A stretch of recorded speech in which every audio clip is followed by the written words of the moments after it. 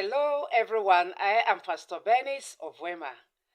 I'm so excited to lend my voice in this year's UN 16 Days of Activism on ending gender-based violence against women in ministry and women in general.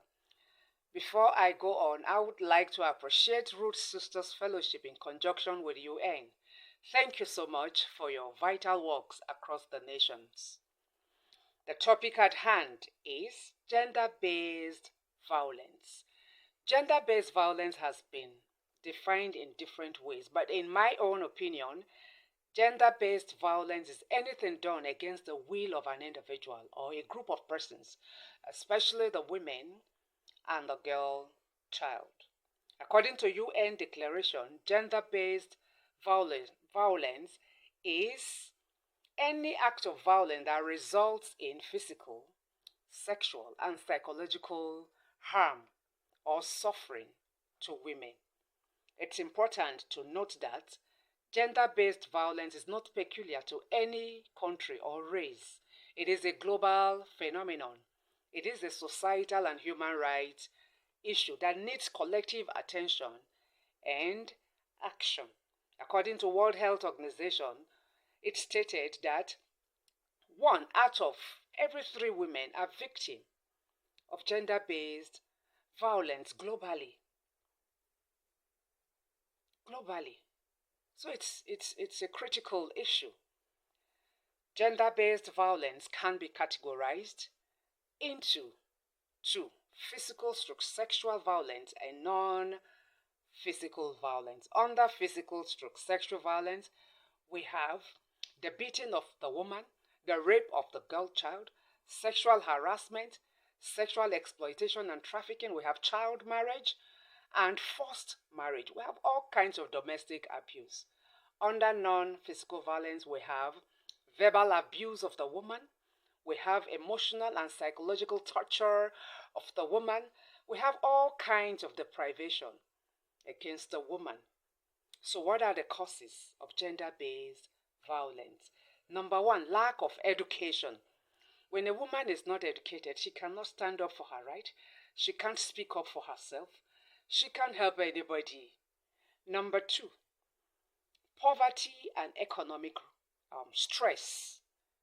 When there's no money, the woman can easily be humiliated. She can easily be subjugated. She can be exposed to all kinds of molestation and deprivation. Number 3, lack of laws and policies that promote gender equality. When men are favored than the women, it brings about gender-based violence. Number 4, religion and culture.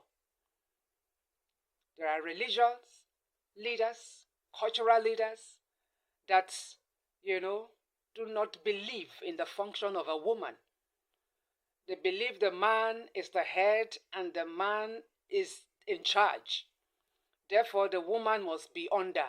The woman must be relegated to the backside. And this has brought about gender-based violence. This adverse effect of all this is that it leads to emotional, psychological, financial, and all kinds of breakdown of the woman. It can even lead to deaths. And all these will eventually have negative impact on the society. So how do we prevent gender-based violence? Number 1, educate women and the girl child. When they are properly educated, when you give them adequate education, they'll be able to stand up for their rights. Number 2, support women financially. When a woman is financially supported, she will be able to gain skill. She'll be able to gain skills that will help her support her family and herself and be relevant to the society. Number 3, there should be enactment of laws and policies that supports women and protects women. Like, for example, laws that will encourage women in politics and every walks of life should be enacted.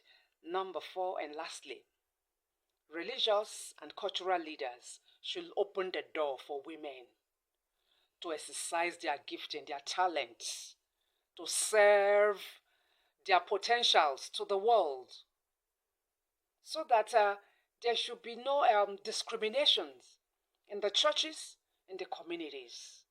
This will go a long way to stop gender-based violence. Down the line, studies have shown that women constitute larger parts of the global population, but they are highly discriminated and marginalized. This ought not to be so. World Bank 2020 says 49.6% of the global population are women. So, why are women relegated to the backside? It has to stop. We must all speak out against gender-based violence, against discrimination, against exploitation of women.